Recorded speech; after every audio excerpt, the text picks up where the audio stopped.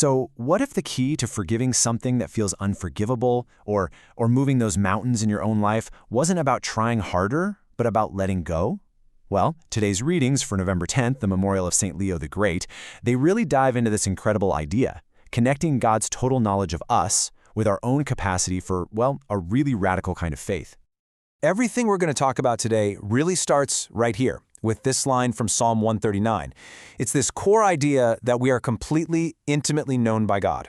And, that's not meant to be scary, like someone spying on you. It's more of an invitation, really. An invitation to just drop the masks, stop pretending, and just be. Okay, so if we start from that place, the truth that we are perfectly known, what does that actually ask of us? Well, the readings suggest it calls us to a life of really profound integrity. We're challenged to seek God with integrity of heart. What that really means is you can't perform for God. There's no curating your spiritual life for an audience of one who already knows everything. When divine wisdom already knows every thought, every intention, well, the only path forward is just authenticity. It's about living honestly from the very core of who you are. Now let's pivot to the gospel, because this is where that foundation of being known leads us to a challenge that, honestly, it feels almost impossible. The demands are just huge. First, do everything in your power not to be a stumbling block for someone else's faith, what the gospel calls a scandal. And second, be ready to forgive someone who wrongs you. Not once, but over and over and over again. It is so overwhelming that it leads the apostles to ask the one question that makes total sense. And there it is. Increase our faith. You can just feel it, can't you? It's a cry from the heart that I think echoes our own. When you're faced with these radical demands of love and mercy, you realize pretty quickly that your own spiritual bank account is empty. You know you need something more. And this is where Jesus' answer just completely flips the script on what faith actually is. He doesn't give them a bigger dose of strength, he gives them a whole new perspective on where strength really comes from. We've all heard that phrase, faith like a mustard seed. But what does it really truly mean? Is it just about believing harder, squeezing our eyes shut and trying with all our might? Well, Jesus' answer is way more subtle and so much more powerful. So here's the core misunderstanding we almost always have. We tend to think of faith as a quantity, like it's a spiritual muscle we have to build up at the gym. But Jesus reframes it entirely as an act of surrender. The focus isn't on the size of our faith at all. It's on the limitless power of the God in whom we place that faith. I love this analogy because it illustrates the dynamic perfectly. Think of a lever. Our faith, that tiny little mustard seed of trust, that's the small force we apply at one end. But the fulcrum, the pivot point, that's the immense, unlimited power of God. By placing our tiny trust on that fulcrum, we can suddenly move the impossible.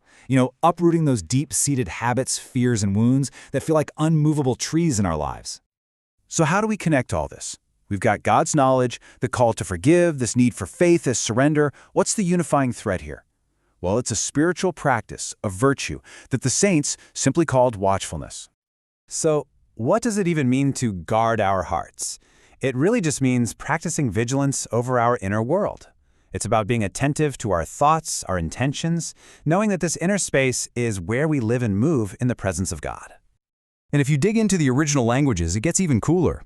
The Hebrew root, shamar, doesn't just mean to defend, it means to preserve, to treasure. It implies this loving custody of what is holy inside us, a careful tending of our relationship with God.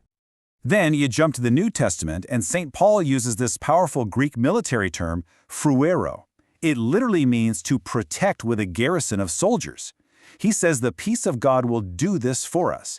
It will stand like a divine sentinel, a guard post around our hearts and minds. So it's not just our effort, it's God's peace actively defending us. The great spiritual masters, they actually gave this practice a name, custodia cordis, or watchfulness of the heart. Saints like Teresa of Ávila talked about protecting our inner castle.